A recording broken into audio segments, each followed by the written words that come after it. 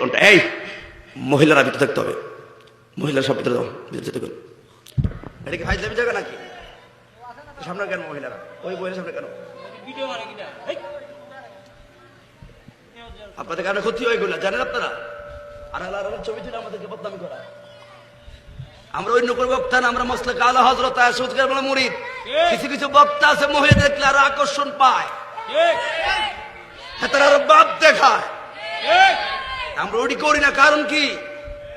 আমরা প্রতিভা মুহূর্ত মস্তবার গোলামের দরবারে হাজিরা দেওয়া লাগবে।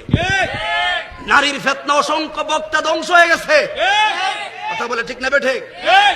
মহিলা পর্দা থাকবে, কথা বলে ঠিক না বেঠিক? এরা বাহির আসতে পারবে না, এই জন্য আমাদের মাহফিলে বরকত হয় না। কথা বলে ঠিক না বেঠিক? আল্লাহ আমাদের সবাইকে কবুল করে বলুন আমিন। এই জন্য মাইকটা সরায় কথা বলছে, অসুবিধা আছে আপনাদের?